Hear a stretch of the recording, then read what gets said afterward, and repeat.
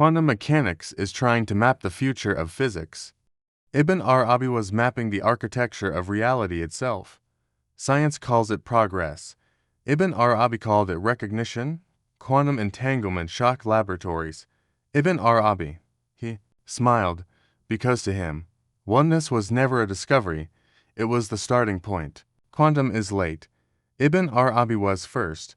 The Western scientific world thinks we are entering a new age because the measurement devices finally detected non-local behavior in particles.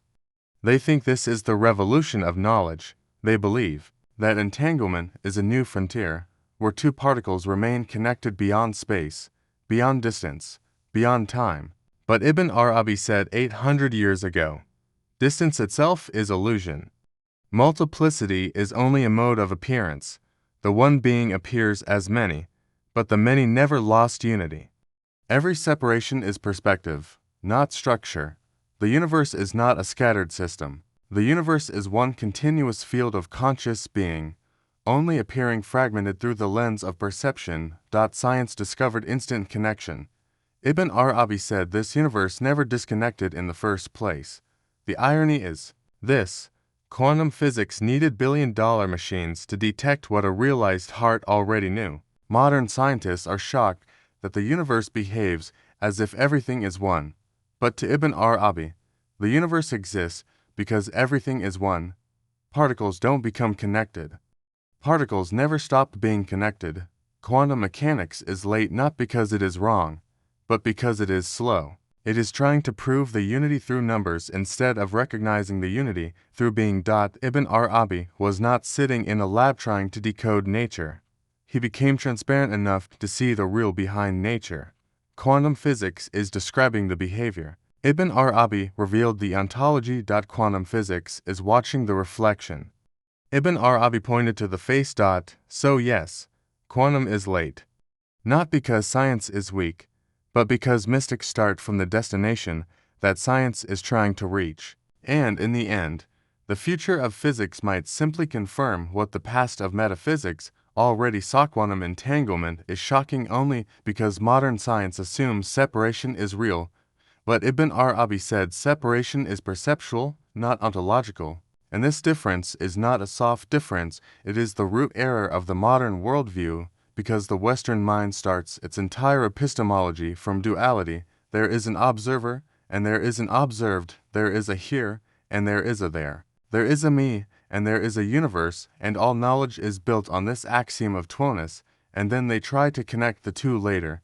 But Ibn Arabi begins where science ends. He begins from unity, not from duality. He begins from the one, not from the two. So for science, entanglement is weird. For Ibn Arabi, separation was the weird thing. For science, connection is the mystery. For Ibn Arabi, connection is the nature, and disconnection is the optical illusion of a limited consciousness. And if you understand this one shift, you will understand why the West is shocked and the mystic is calm. Scientists look at the photons that behave like a single identity when separated by galaxies, and they panic. How can two things communicate faster than light? How can two things influence each other without physical interaction? How can two things remain synchronized without exchange of energy? How can this even be possible? Ibn Arabi would simply answer, you are not looking at two things, you are looking at two positions of one reality, and the confusion exists because you are confusing perspective for structure. Perspective sees multiplicity, structure is only unity. Perspective sees division, structure is non-dual.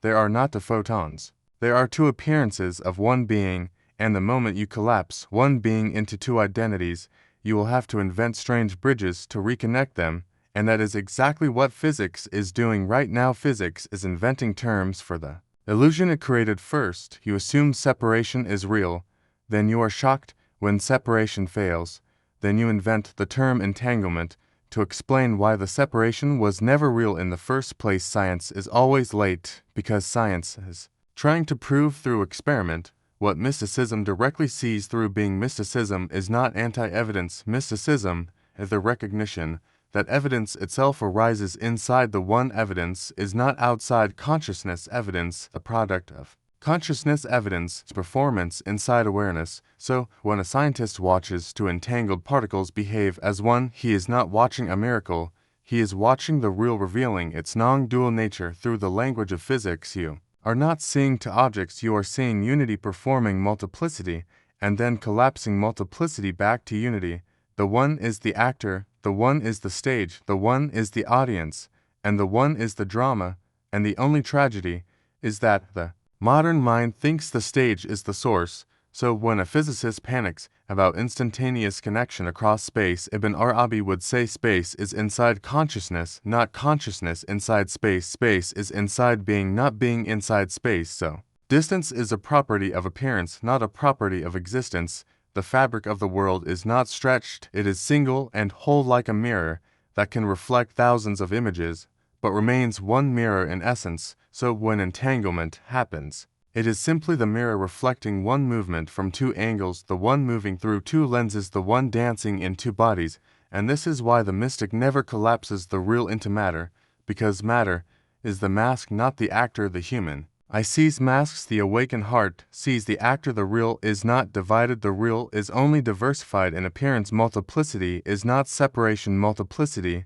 is the infinite angles of one being. And the only reason entanglement shocks science is because science never solved the illusion of two in the first place. Science is trying to repair unity after assuming duality. Ibn Arabi begins where science will end, when it finally realizes that unity was never violated in the first place. Sao said, quantum physics is trying to prove non-locality through particles, but Ibn Arabi started from non-locality as the nature of being itself, and this is the true rift that separates mystical metaphysics from empirical science, because science moves like a ladder, step-by-step, hypothesis, data, formula, experiment, validation, publication, while Ibn Arabi begins from a direct recognition of the structure of reality before the latter even exists, and modern science is fascinated with tiny things, electrons, photons, bosons, and tries to decode the meaning of the cosmos by looking at the smallest building blocks, while Ibn Arabi says the smallest building block is not matter, the smallest building block is the one being that appears as matter. Because the cosmos is not assembled from pieces, the cosmos is unfolded from a unity.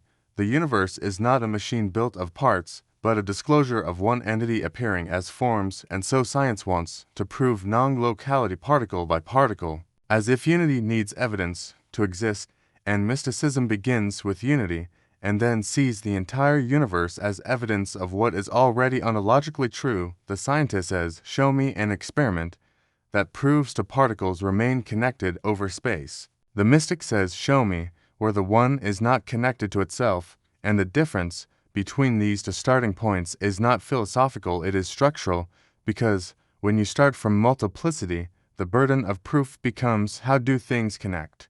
But when you start from the one, the burden disappears, because things never disconnected in the first place, and this is why Ibn Arabi calls the cosmos a self-disclosure of the real Jolly, not a construction, not an assembly, not a random cluster of independent objects. Being is one, and existence is the mirror within which the real sees its own names and attributes. So when physics tries to prove entanglement, they are trying to show how the objects can share information without signal. But Ibn Arabi says there are no two objects to begin with, there is only one being that differentiates its own appearance like a flame that becomes many sparks, yet the fire remains one. The sparks never separated from the flame, they only appear as distinct for the sake of view, not for the sake of ontology. This is why non-locality is not a special quantum condition. For Ibn Arabi, non-locality is the nature of being. The real is not located, the real is not inside space, space is inside awareness. Awareness is inside being, being is the substrate of all appearance, so to speak about locality, or distance, or placement, or coordinates is to speak about modes of appearance, not modes of existence. The coordinates are drawn inside perception, but the ground that enables perception is not bound by the coordinates. Perception divides unity into forms, but unity is not divided, it is only read as divided. The mind draws borders, being has no borders. Science thinks the universe is a grid and being is inside that grid. Ibn Arabi says the grid is inside consciousness, and consciousness is a facet of being. So, when particles appear connected across the galaxies, it is not because a signal is traveling superluminally, it is because no signal needs to travel. If there is only one field, being does not communicate within itself, it simply is itself, and the many are only the fractal arrangements of the one. Scientists keep asking, how do particles talk across the universe? But Ibn Arabi would ask, how can one being be two in the first place? And this is why mystical metaphysics is not anti-science, but it stands at a deeper ground. Science is trying to reach the one through the study of the many. Mysticism begins at the one and sees the many as the play of the one. Science wants to measure the absolute through the relative. Mysticism recognizes the relative as the shadow of the absolute, and this is why non-locality is not an experiment. For Ibn Arabi, non-locality is the architecture of reality itself, and quantum physics is slowly discovering not a new principle, but the same non-dual structure of being that Ibn Arabi already recognized centuries ago through direct consciousness, not tools, not detectors, not telescopes, not equations, because the deepest laboratory was the self that sees the real, and the self itself is an appearance of the real looking into its own mirror, without distance, without fragmentation, without separation, without two, only the one appearing as many, while never ceasing to be one. Science believes unity is a result of hidden information, but Ibn Arabi said, unity is not a result, unity is the origin, and this one inversion flips the entire logic of Western epistemology, because the scientist assumes the many are real, and unity must be mathematically derived, but Ibn Arabi assumes the one is real, and multiplicity is a temporary lens, a projection, a mode of perception, not a structural fact. So, for the scientist, unity is something to reach eventually through mathematics, through deeper theories, through more powerful detectors, through cleaner data, through more sensitive devices. The scientist believes if the models get better, if the mathematics gets deeper, if the resolution gets finer, then one day we will uncover the ultimate unity behind existence, while Ibn Arabi says unity was never hidden. Unity is not the treasure at the end. Unity is the ground you are standing on right now, and because modern science thinks unity must be achieved, science keeps inventing layers and layers and layers of complexity, quark strings, fields, dark matter, hidden variables, holographic space-time, emergent gravity, and these are all brilliant frameworks, and let all of them assume fragmentation first and unity later, only as the output of the equation, while Ibn Arabi says unity is the equation the many are. Only the variables. Unity is the light, the world is the color, unity, the ocean, the world is the waves, and the waves are not separate from the ocean, they are the ocean in motion. So multiplicity is not the opposite of unity, multiplicity is unity in expression, and unity is not a conclusion, it is the seed, the source, the origin, a beginning, and this is why all mystics laugh at the idea that we have to prove unity, because the moment you perceive anything you are already perceiving through the unity of consciousness. If consciousness was not one, you would not have singular experience, you would not have the feeling of I am, there would be millions of subjective selves inside you with no coherence, no center, no locus. So unity is not external, unity is not cosmic, unity is first personal. Unity begins in the structure of consciousness itself, and Ibn Arabi says the unity in the self and the unity in the cosmos are the same unity, the unity of being. So, when the scientist says we must find the mechanism that connects all particles, Ibn Arabi responds by saying there is no mechanism needed for the one to be one. The one does not require engineering to be one. The real does not require wiring to be real. The unity of being is not the output of interaction, it is the source of all interaction. And this is why science is always late, because it keeps trying to explain unity by breaking the world into more pieces to find the final piece that connects all pieces. But the final piece is not a piece, it is the absence of pieces, the end of fragmentation, the collapse of duality, the stopping of the imaginary gap, the recognition that the gap never existed because the one was always the ground. Ibn Arabi does not look for unity in matter, he looks at matter as a surface reflection of unity. He sees the cosmos as the real unfolding itself in infinite forms, like one infinite light shining through infinite shapes of glass, each color, each form, each particle. Each object is only the one appearing in different modes. The one does not become the many do not become the one, they are the same from the start, and science cannot grasp this yet, because science still believes unity must be proven. Ibn Arabi believes unity cannot be disproven, and this is the difference between a worldview based on measurement and a worldview based on being. One is an attempt to reach the ground, the other begins at the ground. One is building a stairway to truth. The other is standing where truth already is. One is looking outward for connection. The other is dissolving inward into the ground of awareness, where there is no, to only the one being that never stopped being one. Quantum labs are searching for confirmation in external experiments, but Ibn Arabi said, the only true laboratory is the self who perceives the real, and this single point destroys the entire paradigm of proof that the modern scientific world worships, because science believes that truth lives out there somewhere in the external universe, hidden inside particles, waiting to be extracted by microscopes and lasers and superconducting detectors. So they build huge facilities, billions of dollars, to chase one experimental reading that moves the decimal slightly closer to certainty. And yet Ibn Arabi tells you that certainty is not born in the world, certainty is born in the witness of the world, because the world does not validate being validates the world. The laboratory of the mystic is not built of steel, it is built of silence. The mystic does not need machinery to investigate reality. The mystic becomes transparent enough that reality investigates itself through him, because the self is not the obstacle, the self is the window when purified, and the one who is trying to measure truth with tools is simply trying to compensate for the blindness of his inner eye, because the essence of knowledge is not collected data, but the clarity of perception. When the heart is conditioned by duality, it needs instruments to touch the real, but when the heart is liberated, it becomes the instrument through which the real touches itself. The mystic does not observe the cosmos at a distance, the mystic is inside the very consciousness that is manifesting as cosmos. The scientist believes that meaning is extracted, the mystic believes meaning is revealed. The scientist thinks the universe is a puzzle, the mystic says the universe is a disclosure. The scientist believes the truth is outside, he must chase it. The mystic believes the truth is inside, and the outside is only a mirror.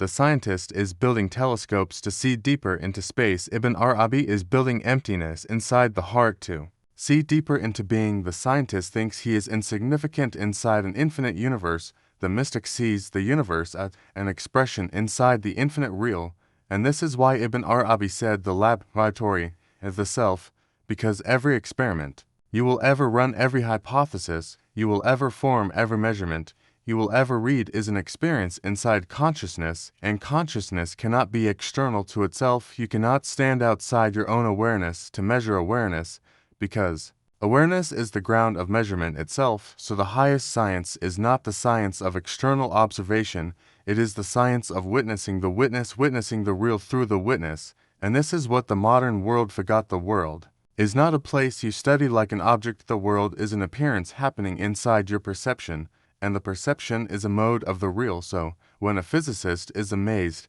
that two particles are entangled, Ibn Arabi is not amazed, because he sees that entanglement is only one small reflection of a greater oneness that is happening right now inside the heart as the immediacy of being. And unless your inner eye awakens, you will never truly understand why anything exists at all, because existence cannot be explained from the outside. Existence is explained from within. Existence is not the experiment, existence is the experimenter. Existence is not the result, existence is the one receiving the result, and every apparatus is only a tool. The self is the laboratory, the heart is the microscope, the consciousness is the detector, the soul the equation, and the real is the principle that is being recognized through every moment of awareness right now, without distance, without delay, without particles jumping, without signals traveling, because the laboratory of the mystic is not located anywhere, it is located in the centerless center of consciousness itself. And until science learns to measure from within, it will always be late, because